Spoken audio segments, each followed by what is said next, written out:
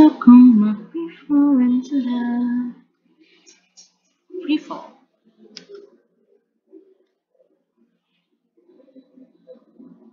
Freely falling objects are objects allowed to fall freely near the Earth's surface.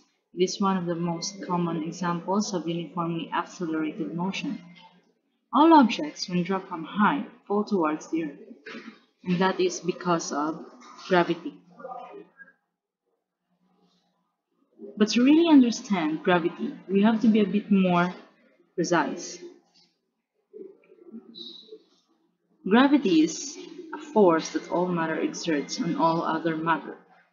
And when talking about gravity, we have to know first the difference between mass and weight. Mass is a measure of the quantity of matter that a body or an object contains, and it is not dependent on gravity, while weight, the weight of an object, is the force acting on the object due to gravity. Weight is determined by gravity. For example, we have a crate of apples.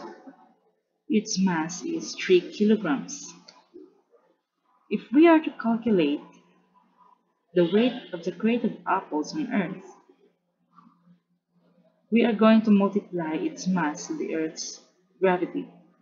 So weight is equal to 3 kilograms. Weight of the crate of apples is equal to 3 kilograms times 9.8 meter per second squared, which is the magnitude of gravity on Earth. So the weight of the crate of apples on Earth is 29.4 Newton. Let's say we are going to take the crate of apples on the moon and measure its weight. Then weight is equal to 3 kilograms, the mass of the crate of apples, times the gravity on the moon, which is having magnitude of 1.62 meter per second squared. So weight of the crate of apples on the moon is equal to 4.86 Newton. This is exactly the difference between mass and weight.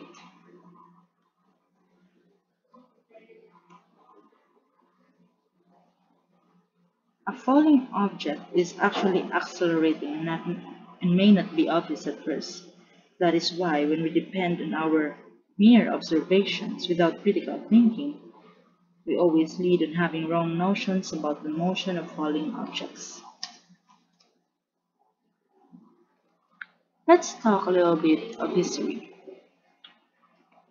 Aristotle, a Greek legend who thought heavier objects fall faster than lighter objects and that the speed of fall is proportional to how heavy the object is, and was widely believed for centuries, but not until the time of Galileo. This old fellow was a wise man who always based his observations on actual series of experiments. Galileo's specific contribution to our understanding of the motion of falling objects can be summarized as follows. He even postulated that at any given location on Earth, and in the absence of air resistance, all objects, light or heavy, fall at the same constant acceleration. And it's given by the symbol g.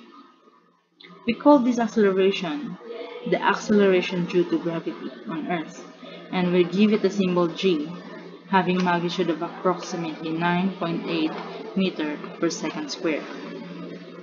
Actually, g varies slightly according to latitude and elevation, but these variations are so small that we ignore them for most purposes. For example, we have there the location, elevation, and the gravity.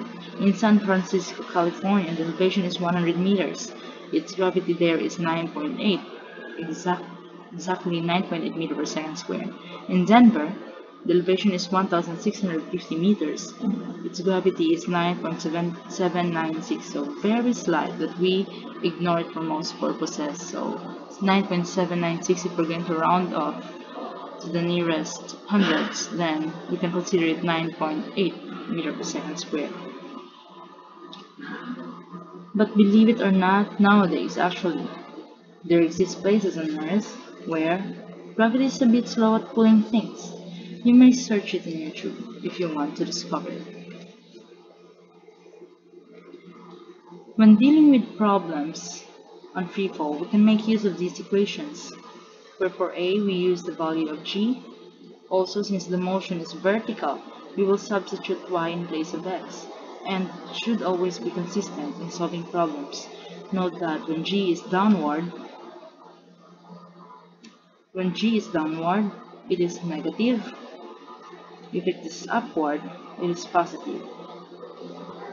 Thanks for listening. My next video will be examples of solving problems in crypto. Don't forget to click subscribe.